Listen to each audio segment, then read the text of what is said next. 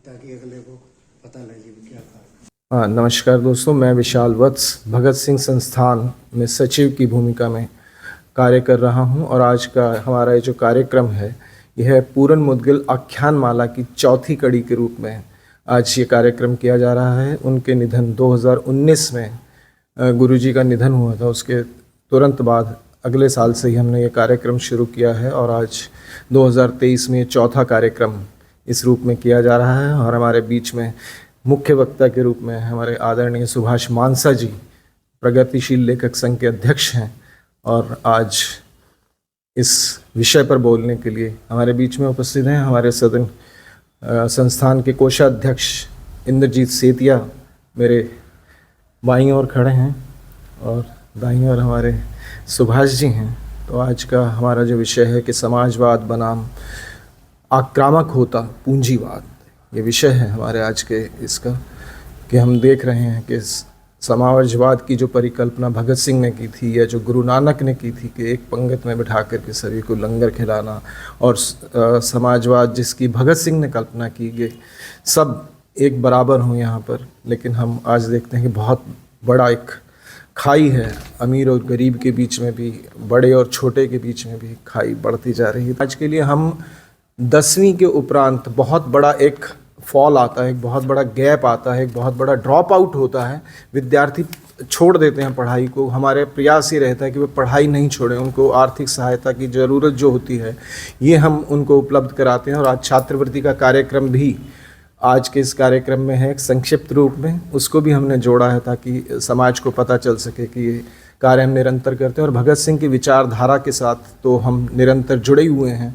हम ये चाहते हैं कि उनकी विचारधारा, खासकर जो समाजवाद की एक परिकल्पना है और बच्चों के अंदर स्वतंत्रता के प्रति एक आदर की भावना जुड़े, ये सब हमारा विषय रहता है इसके अंदर। आपका सर संस्थान है सिरसा के सिवा कई और गांवों में नहीं, अभी हमने इसको सिरसा से जोड़ा हुआ है। हमारा कार्य क्षेत्र सिरसा है, लेकिन जो हमारे डोनर्स हैं, हमारे जो इसके अंदर सहयोग करता है, वे बाहर से भी हैं।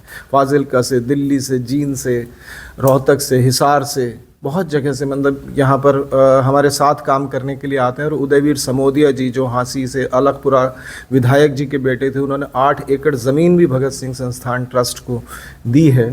और वो भी, हालांकि उसके ऊपर थोड़ा विवाद चल रहा है, लेकिन वो ज़मीन इंतकाल तक उसका हमारे नाम पर है, रजिस्ट्री हमारे नाम पर है।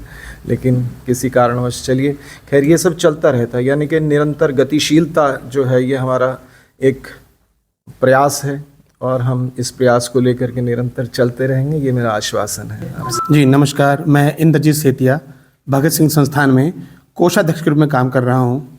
आज क्या कार्यक्रम है सर? आज 24 दिसंबर पूर्ण मुदगल आख्यान माला की चौथी कड़ी, जिसके अंतर्गत हमारे पास टोहाना से श्री सुभाष मानसा जी वक्ता के रूप में आए हुए हैं। इसके अलावा आज के कार्यक्रम में 11 बच्चों को हम छात्रवृत्ति भी देंगे। यह कार्यक्रम हमने पिछले 17 सालों से, 2006 में संस्था की स्थापना हुई थी, पिछले 17 सालों से लगातार हम छात्रवृत्तियाँ बांटते आ रहे हैं। इसी कड़ी में हमने लगभग 500 से अधिक बच्चों को लगभग 17 लाख रुपए के आसपास बांट चुके हैं और आगे भी प्रयास जारी रहेगा। और क्या क्या कार्यक्रम करते हो आप, सामाजिक कार्यक्रम? इस छात्रवृत्ति कार्यक्रम के बारे में बताना चाहूँगा कि हमारी जो संस्था के डोनर्स हैं वो हमें हर साल एक बच्चा हमारे से गोद लेते हैं, यानी हमें वो 4,000 रुपये प्रति वर्ष एक डोनेशन देते हैं और हम वही डोनेशन आगे एक बच्चे को बांट देते हैं। यानी एक डोनर और एक छात्रवृत्ति। हर साल हमारे पास लगभग 25 से लेकर 35 तक छात्रवृत्तियाँ आ जाती हैं और लगभग हम हर साल 11वीं और 12वीं के इस बच्चों को 2 वर्ष तक, और कुछ बच्चे ऐसे भी हैं जो स्कूल स्तर तक, 8वीं 9वीं या कॉलेज स्तर तक, उनको हम एकमुश्त सहायता प्रदान करते हैं संस्थान की तरफ से। संस्थान सर ऐसा भी कोई प्रोग्राम करती है बड़ा जिससे बच्चों को जागरूकता हो? जी, हमने पीछे किताबें, हमारे मुदगल जी जो हमारे संस्थापक थे उन्होंने भगत सिंह पर किताबें लिखी, 2 किताबें। इसके अलावा एक डॉक्यूमेंट्री बनवाई हमने 40 मिनट की, हमने वो यहाँ पे फिल्म दिखवाई भी थी हमारे एक प्रोग्राम में। और आगे भी भगत सिंह की विचारधारा का, शिक्षा के प्रति जो अलख हमने जगानी है वो हम जगाते रहेंगे और मुदगल जी के दिखाए गए रास्ते पर चलते रहेंगे। धन्यवाद। परिचय कोई ख़ास नहीं है। मैं गवर्नमेंट कॉलेज टोहाना से सेवानिवृत्त हुआ 2015 में और प्रगतिशील लेखक संघ हरियाणा का अध्यक्ष पद भी है मेरे पास, जिम्मेवारी है एक, जी इससे ज़्यादा कोई परिचय नहीं है।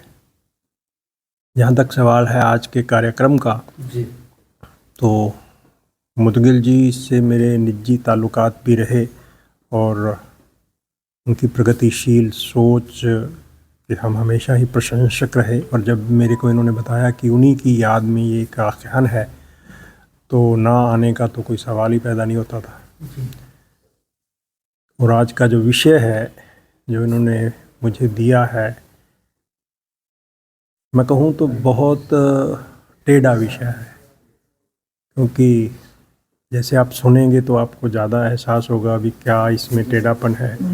इस विषय पे बोलना बहुत मुश्किल रहेगा, कम से कम मेरे लिए, क्योंकि खुद अपने को गालियां देना बड़ा मुश्किल होता है। और ये विषय कुछ ऐसा ही है कि हम जो समाजवादी सोच के धारणी है, जब इस विषय पे बात करते हैं तो कुछ ना कुछ अपने को भी बुरा भला कहना पड़ता है, कहीं ना कहीं अपनी गलतियों को देखना पड़ता है। अब आप नई पीढ़ी जो है उसको क्या संदेश देना चाहते हैं इस पर?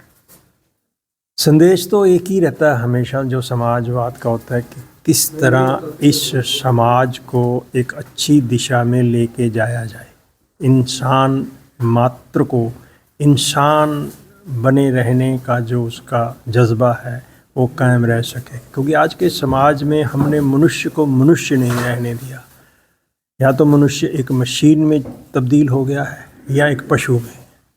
किस तरह उसको दोबारा मनुष्य बनाया जाए, कोई जब तक हम मनुष्य नहीं बनेंगे तब तक हम सुख से नहीं रह सकेंगे, अगर सीधे साधे लफ्ज़ों में कहा जाए। आजकल युवाओं में नशे का ज़्यादा प्रकोप रह रहा है, तो उसकी तरफ आप क्या कदम उठाएंगे? नहीं, मैंने तो जिनसे ये बच्चे नशे मैं से तो सिर्फ बात ही कर सकता हूँ, परंतु असल तो इसका जो सही सोच है वो तो ये होगी कि पहले हम ये सोचें कि नशे का कारोबार होता क्यों है, वो कौन लोग हैं जो इसको प्रोत्साहन देते हैं। एक बात आप मान के चलिए कि अगर स्टेट चाहे तो नशा 1 मिनट के लिए भी नहीं बिक सकता। इसका मतलब अगर नशा बिकता है, उपलब्ध है, तो इसमें कहीं ना कहीं स्टेट इन्वॉल्व है, जो राज्य है वो इसमें कहीं ना कहीं शामिल है।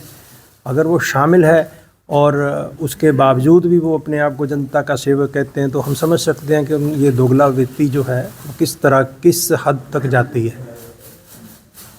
सरकार की मर्ज़ी के बिना नशा नहीं बिक सकता। ठीक है, धन्यवाद।